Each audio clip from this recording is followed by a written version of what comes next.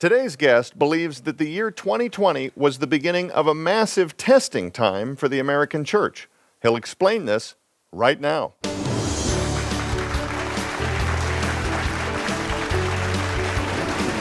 Hello, everybody. Welcome to the SKYWATCH television studios. I'm Joe Horn, and I'm joined today in the studio by the SKYWATCH investigative team, and we have an incredible episode planned for you today. But before we dive into that, let me introduce this week's special guest. He's a Christian media icon, graduate of Florida State University and the New Orleans Baptist Theological Seminary, best-selling author, Pastor Carl Gallups. Thank you. Thank you. It's good to be here. Good to be here, guys. Thanks. It's always so good to have you, Carl. Welcome back, brother. It's my pleasure. I've looked forward to it ever since I got the call. Now, last week, we were devastated because, like always, we start off with about a half hour, and then we run right through it, and we find ourselves at the very end, like trying to sneak and cram, 2-minute questions in. But let's back up, because I really felt like at the end of last week's program, we were just getting started. And we were just talking about mandatory vaccines, mandatory masks. We were talking about, in part, the liberties that they've exchanged for permission to go shop and go to restaurants and do all the normal things that we were able to do up until about 2020 and took for granted, I guess. So before we go back into that, though, I want to make the announcement. We are talking about that in part because it ties directly into a prophetic work that is inside the book, your new book, The Summoning. And I'm going to have to ask you about the subtitle, Preparing for the Coming Days of Noah. So how do you go from masks to Noah? Well, we're going to talk about that right now because it's what you're describing as the summoning. You said there's a line in the sand. Churches are being divided now. The pastors are having to make heavy decisions about what they're going to allow in terms of, are they mandating masks? Are they going to allow people to come and worship freely? You have different states putting pressures on them to regulate who's coming and going. Are they taking temperatures at the door? This is unprecedented. We've never seen churches have to go through this kind of rigmarole. And not in recent American history, and in order to just worship they can close you freely. down. But and if you don't do it, there are states threatening to close you down. Churches have been closed down in certain states. But again, before we occupy the entirety of this episode on that subject, Nita really wanted to ask you something last week when we ran completely out of time. Yes, I kept trying to jump in, but there just was no place, and I didn't want to interrupt that amazing moment. I feel like I should say I'm sorry. No. What I would like to ask you is, coming from law enforcement in your background and also being a pastor, so you've got all this experience, what do you think about the mandatory vaccinations? Yeah, I hate the whole idea of it. However, I do address in the book, there have been Supreme Court decisions in the past that when there is some type of a pandemic plague that's striking a nation, our nation, the Supreme Court has ruled that government can mandate certain health measures, including vaccines, et cetera, et cetera. Right. That's terrifying. And I reference all this in the book, but I tell people, I said, but this is an upper respiratory virus. I keep telling you, this is not the bubonic plague.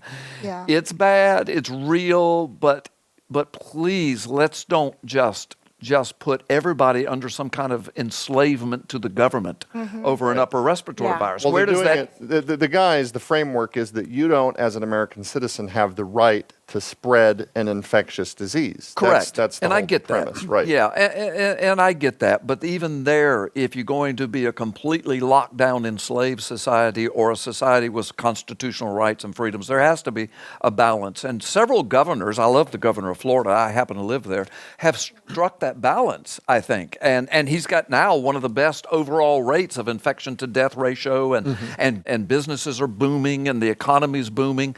He didn't just say do whatever you want, but he didn't say, everybody home, everybody, we're going to lock you up if you don't. The point is it's unprecedented what happened last year. We've always had a risk. If I get in a vehicle, and I'm not minimizing those that have been sick with the coronavirus, but if I get in a vehicle, I know that if I go out driving, there's a chance that maybe I get injured, or 100 other things, if I involve myself in sports or any number of things. But nobody's ever told me I no longer have the right to drive because there's risk inherent. Well, also, and also last week, one of the things you were talking about that to me is kind of underlying all of this, and that is that there is a narrative. It's like we're in George Orwell's 1984, right? Yeah. And you've got Newspeak, you've got the stuff that is approved to say or to repeat or whatever. But if you get outside of that, you can be deplatformed. I mean, just ask Hate the guy speech. that worked for Anything Perler, that doesn't right? fit their narrative is hate Yeah, speech. it is a fixed narrative. So under the surface, though, to me, Carl, back to Nita's question here about mandatory vaccines. Yes. I see a lot of what happened. I do not believe that coronavirus is the mark of the beast. Right. But I do believe much of what we've been watching is definitely a setup for a future, near future, Taking the probably words trigger right out of my event, mouth. right? Yeah. Right. Yep. That ultimately could be used by an antichrist authoritarian government to not just mandate, whether or not you can go to church, but he causeth all. The whole phrase in the book of Revelation, it suggests that something is set into motion. He causeth all somehow, right, to receive a mark in the right hand or in the forehead. And that, to me, would be kind of the bigger question that Nita is reflecting here. What do you think about mandatory vaccines? But is this also setting a precedent for something that is more concerning? It absolutely is. Much more eloquently you spoke it than I, but I address all of that in my book, The Summoning. No, because I see the same thing. And you and I are both students and researchers of the Word, and so we see where it's all headed. You're exactly right, and you're exactly right in the language. That's what it means, causeth all, and you hit that nail on the head. Well, So- and some years ago, we were driving in a car, Anita and I were having a conversation, and even Steve Quayle just, he said this on Prison Planet this week, right, with Alex Jones. He said this goes back to over 10 years ago. Nita Horn was the very first person who ever said, ooh, I got a download from God. Could some kind of a virus be what sets in motion the need for a mandatory vaccine, which then becomes the mark of the beast? And some of her ideas, I went home, we were working on a book. I emailed Sharon Gilbert, right, our resident molecular biologist, and I said, is this feasible? Is this possible? Could it work? And she said it absolutely could, and then she explained how. And I am convinced, and that's amazing, see, there's an example. You're being used as a prophet, and didn't even realize it at the time. Came out of the blue. But listen, and that just put something in my head. And I don't know if this is the way it's going to work out, but I agree with you that even a mandatory vaccine in COVID is not necessarily the mark of the beast from Revelation 13, but it certainly is a setup. It certainly is a lead up. But so we read, because people will say, yeah, but it says there's something on the forehead and something on the right hand, et cetera. I know, and I just envisioned, with the technology advancing like it is, what if there's some way to deliver the vaccine or something, to deliver something that you feel like you have to have or you won't be able to live even. That absolutely. That could be stamped. I mean, a vaccine that could be stamped, just you're done. Yeah. All right, next. Right. Well, Yes. look You're at what they're doing right now. You can't go into a building that they're not poking. They're right pointing on a your thing forehead, at your right. forehead to Right. take your temperature. And we've got to, I'm sorry, go ahead. Well, the technology, though, exists, right, to be able to scan between the blood vessels and everything else. Yes. And this, to receive a mark, Charox, sounds very much like a hypodermic needle being stuck underneath the skin, right? It really does. And I want to remind everybody of this. John was given that revelation 2,000 years ago. The reason so much of it seems mystical, or did until our generation, seems so metaphorical in some cases, and some of it is metaphorical, but the metaphor points to the greater reality. So I'm not diminishing the Word of God when I say that. But there's imagery, there's coded language. A lot of the language comes out of the Old Testament, so you have to know the Old Testament to understand how to read Revelation. But when you think about this mark system, we've got to remember that John was being shown this stuff, and that would be. I mean, they're still riding camels, and horseback and walking everywhere they're going, and God has thrust him into 2020 and beyond. Right. Yeah. Right. How do you deal with that as a man on a Rock Island prison camp? So when he starts describing this stuff, you got to realize he could have very well, and I'm not saying this is what he saw, but he could have very well have seen a temperature scanner and something. Oh, sure. And see, we're all looking for something else when it's right here. Right. Yeah. So I don't Exactly. know that these elements are the mark of the beast. One way we'll know, there's some kind of worship attached to it, but that doesn't necessarily mean bowing down. Right. Worship means assigning ultimate value. Right. Right. Well, if the whole world just says, government save us, we're all going to die, give us the vaccine, you're kind of giving ultimate worth to what the Yeah. government says. There's no doubt So, that there is a there's where we grooming are. process. Right. Yes, a underfoot. grooming process. Grooming, no matter how you want to the dry describe it. run. It's the dry run. It's the practice. You once so eloquently called it a dress rehearsal, Carl. We were talking on the Yeah. phone. Thank you. This book, The Summoning, you're talking about this dress rehearsal. The book, The Summoning, Carl, your new book. Yeah. All of this is set up, you believe, for the summoning, preparing for the coming days of Noah. Let's switch gears just for a minute. You believe that 2020 was the beginning of I a do. major testing time for the church, I though, do. specifically. You talked a little tiny bit about it last week. But before we take a break, let's switch to that. 2020, there's a line in the sand, a big testing time for the Yes. church. Yeah, for the world, but And particularly questions for like, the church. I've heard it both ways. I have pastor friends in ministries that are saying, what am I supposed to do?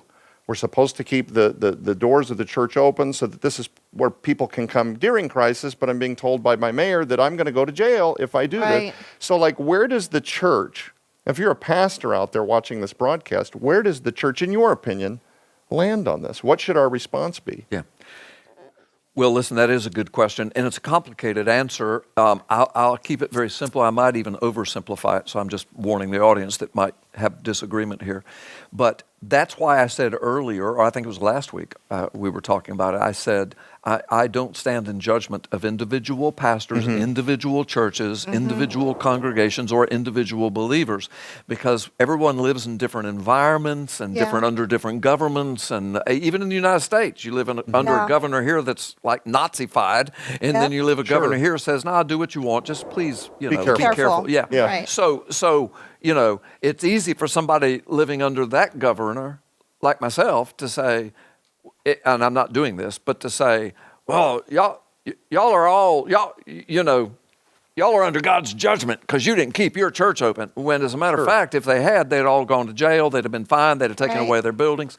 So what we're having here, we're just having a major collapse of the rule of law. We're having a major agree. collapse of our constitutional rights. I When the agree. Supreme Completely. Court rules a casino has a right to be open, Constitution says nothing about that. And a Exactly. church does not. First Amendment says government hands off the church. Right. Okay, so it's a complete reversal. Right. What do Yeah. you do in that environment? Well, it's like I tell my staff, we're going to accommodate the culture as much as we can, but never, never, never compromise the Word of God. Yeah. So if you need to do live streaming, if you need to do this, you need to do that, you need to do social distancing to stay alive as a church for a while, whatever. But somewhere there's got to be a shifting of. Listen, I've said this. Wouldn't it have been cool if all the pastors in the United States, when all those mandates were given, and all the churches said, "No, we're not going to do that." Yeah. Hebrews 10 says, do not give up meeting together, even more so as you see the days Right, approaching. We are Right. not. Then there would have been 100 and something million people they would have had to Right. consider putting in jail and Yeah. or taking their property, seizing their churches, and looking like communist China or North Korea. Right. Yeah. But see, communist China and North Korea went through that decades ago. Yeah. And now the church, the real church, is underground. Right, and I Yes. hope So that there's one that of too. I hope that one of the things that comes out of this is perhaps Americans will see the next time they're told 2 weeks to flatten a curve or 2 weeks to mitigate. Yes. That they'll be a little more maybe educated on what that might mean. Yes. We're going to talk some more when we come back from this break. We want to make sure that you know how to get a copy of The Summoning. It details all this in great detail. Watch this. We'll be right back. Call now and get Carl Gallup's brand new eye-opening book, The Summoning, along with a never-before-released 2-part Summoning Companion DVD. This is an exclusive offer for our SKYWATCH television audience. Yours for a donation of $35 plus shipping and handling. In Carl Gallup's book, The Summoning, you will be thrust headlong into the original days of Noah and experience the moment the antediluvian world was ripped apart at the seams. Walk the Jordan River Valley with Jesus and his disciples as they made their way up to Jerusalem one last time. Be made privy to the true meanings behind the otherwise hard sayings that Jesus proclaimed all along his way to Calvary. How to navigate sensitive topics like self-defense, survival, and prepping while readying your home and family for the days ahead. Learn the shocking truth of what Jesus really meant when he warned that the very last days would be just like the days of Noah. You'll also receive the Summoning Companion DVD. Join Pastor Carl Gallups for this incredible exclusive 2 two-part sermon. From living without fear in the midst of a global pandemic to the questions surrounding what Jesus is telling people through the prophecy of the fig tree and the return of Israel, this companion DVD is a must-have. It is the defining factor of the age we're now living in. The most prophetic time since the first coming of Jesus Christ. But that's not all. We are also including the timeless SKYWATCH TV Classics Volume 1 and 2. This 2-disc collection is valued at $150 all by itself and includes the best of the most popular audio series in the history of our ministry. Now you can re-experience entire audio series like Something Transhuman This Way Comes, The Coming Replacement Humans, As It Was in the Days of Noah, Conspiracy Theory, Special Edition, The Coming Zombie Apocalypse, and Psychotronic Warfare, all on 2 digitally remastered volumes. Sold separately, these items hold a retail value of $195. Yours now for your donation of only $35 plus shipping and handling while supplies last. Prepare for the coming days of Noah and realize the chronology of the future as it's finally unveiled in the Summoning Special Offer. Available now at skywatchtvstore.com. Order now or call 1-844-750-4985.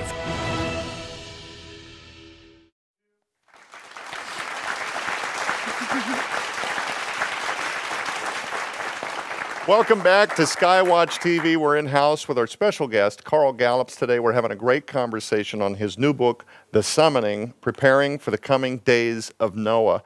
Carl, let's shift gears. Before we went to the break, we were talking about coronavirus, civil liberties being exchanged for various privileges, etc., or the perception of what used to be normal now becoming a privilege. But I want to talk about your book, The Summoning. Let's dig a little bit deeper now. You do this really interesting comparison between Donald Trump and Obama with something that you kind of outline as the Big Five. Yes. What is the Big Five? Okay, well, thank you for saying it's interesting. Thank you. I was concerned about it when I put it in the book, but so many people comment on it now. They've read the book and say, I really learned something there. No, what I do is, and I make this clear in the book, and I want to make it clear to your audience, this truly is not a political statement. It's a spiritual, deeply spiritual statement comparing the largest Christian nation on the planet right now, the United States, and that's really in question, but the number of people who say we're Christians, more in one nation here than anywhere else. So given that and our Christian root heritage and biblical heritage, when we impact the globe, we do. And so what I did, I compared, showing how we're in such prophetic times. I compared, the last 4 years of Trump, and then prior to that, it was Obama for 8 years. It wouldn't matter what the names are. Sure. But I said, this is more policy than names. I right. say, I'm not picturing Obama as the devil himself, and I'm not picturing Trump as an angel from heaven. I'm not. I'm just saying, let's look at this, because this shows you the spiritual warfare that we're in. Right. And now that we're into the Biden administration and Trump out, oh my gosh, just wait till you hear the five. Here's what I was speaking of. I was speaking of 5 biblical borders that are premier in the scriptures. There are probably others, but these 5, God says, do not mess with these. Mm-hmm. Do not mess with these. One of them is the border of marriage. Mm-hmm. First institution God ordained. He said, do not mess with this. The United States, just 5 years ago, it'd be 6 years this coming June, just 5 or 6 years ago, on June the 26th, 2015, I'm saying that date because this is important, they said, we don't know what a marriage is anymore.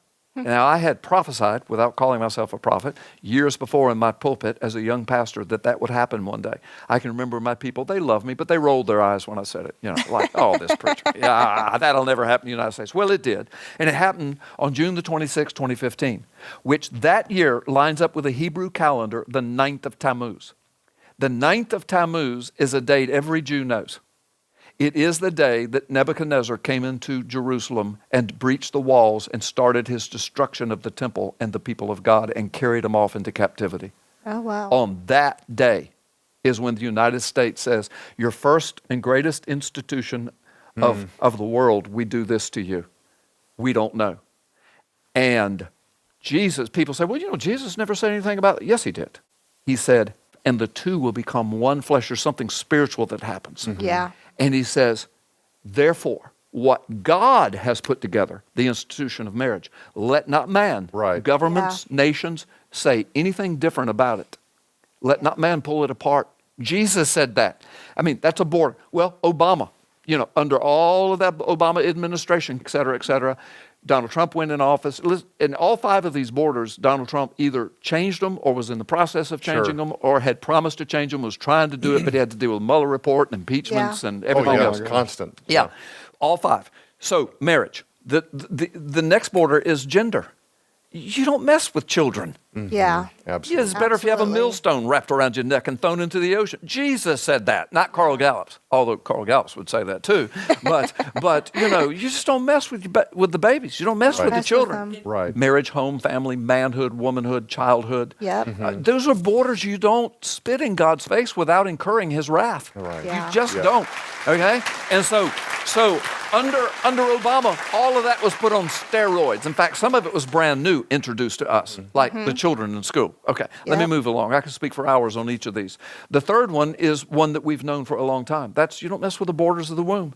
And I'm not judging women who've had abortions or people who are involved in that. Almost every person in here probably has somebody in their family or maybe somebody here. Our ministry is reconciliation and healing Yes, and forgiveness. absolutely. But you've got to speak to the issue if you're going to Yes. be men and women of God. Right. The issue is, by and large, 98% of all abortions are done for convenience, Yes. which means it winds up being murder. It just I is. know. And I know the other 2% people argue about should we even do that. That's another topic. But under the Obama regime, that was put on steroids, ramped Yes. up, federal funding, tried to make Yep. churches and Christian organizations Right. pay for it, and Right. almost got that done. So there's a border you don't mess with. The other one is you don't mess with Israel. Or its borders. And Obama's the one that told Netanyahu, we want you to go back to the pre-6-day war borders. He said that, and I've got it all documented, and was putting pressure. And of course, Netanyahu said, we'll never do that. We'll be indefensible. We'll be destroyed. And it's almost like Obama went, yeah, that's what I meant. I mean, he didn't say those words, but I've got all this documented. You can Right. research it yourself. Those The other- actions can only have one conclusion. only one So conclusion. you have to know what you you're have doing. to know. You have to know what you're doing. And then the last border, the 5th border, was, and think about Trump now, what he said about all of these things, or what he did or tried Yeah. to do about all these things. The other one was national borders. God set the borders for the nation. He set that at the Tower of Babel. He said, I set the people apart. I set the borders. And he did that for some sanity in a fallen world where there would be pockets of protection. There'd be pockets of evil. Yeah. Look at North Korea. Look at the underground church in China, what they're dealing with. Look at the Muslim nations. You try to Yeah. build a Baptist church on a street corner somewhere in Saudi Arabia or something. I mean, it's not going to happen. Right. Yet Right. we can build mosques over here or Hindu temples and Buddhist shrines.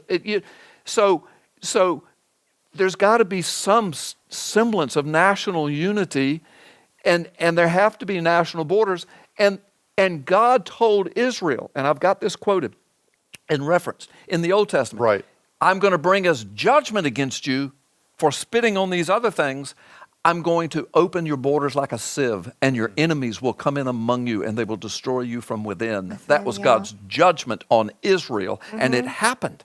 It happened. Right. Yeah. So these 5 borders, I compare those 2 administrations. All that's happened in the last 12 years. Biden comes in and reverses everything Trump did and goes right back to that. If you can't see the spiritual war that's happening right now before us Absolutely. and the prophetic times we're living in, then you need to read my book. And- more, exactly. importantly, you need to read the Bible. But my book Yes. points to the Bible. Well, your book serves as a beautiful field guide for those who may be just getting started, shaving a lot of time out, being able to point them at the right places in the Yeah. Bible. Thank you. By then to go And make the read right and make the connections. right connections. Exactly. Thank you. So, Carl, I know we only have a few minutes left, but why do you talk so often about the fig tree prophecy? Yeah, thanks. And again, I spend chapters, and all my chapters about 5 pages each. So, but 4 or 5 chapters on that, the fig tree Okay. prophecy. The fig tree prophecy is a prophecy that Jesus gave from the Mount of Olives in what's called the Olivet Discourse with his disciples just a day or 2 before his crucifixion. They had just asked him, "What would be the signs of your coming and the end of all things?" Now, that end doesn't mean the end of the world. It means the Right. end of man's rule rule and reign in the beginning of the reign of Jesus Christ.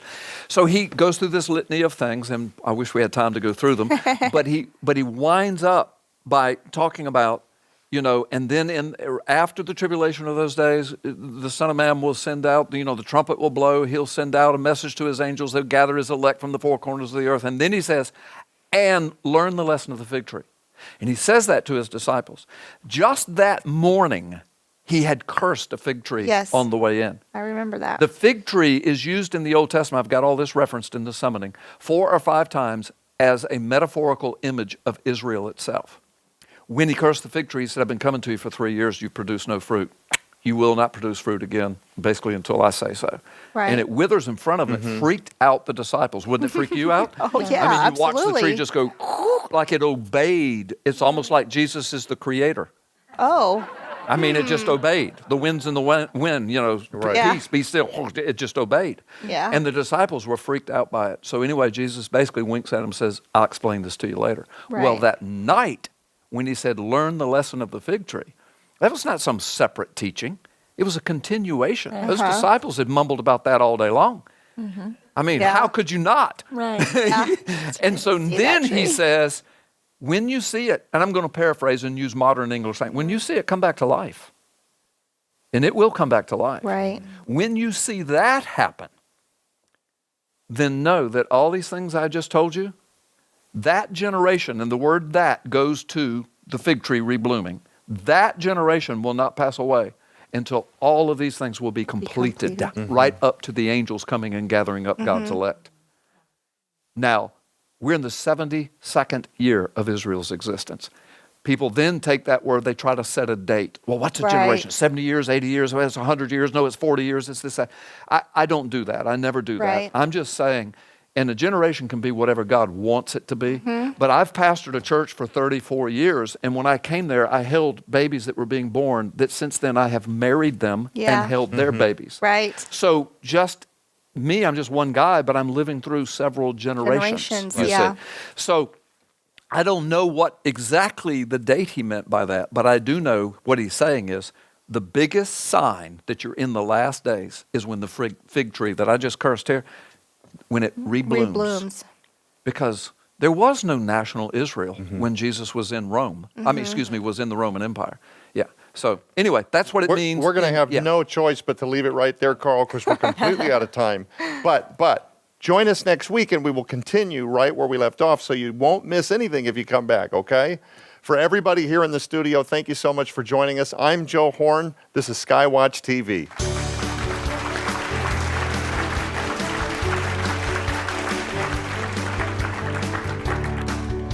Thank you for watching. Keep up with all of SKYWATCH TV's programs by subscribing to our channel at YouTube and following us on Facebook and Twitter. To find out how to support our ministry, log on to skywatchtv.com/donate.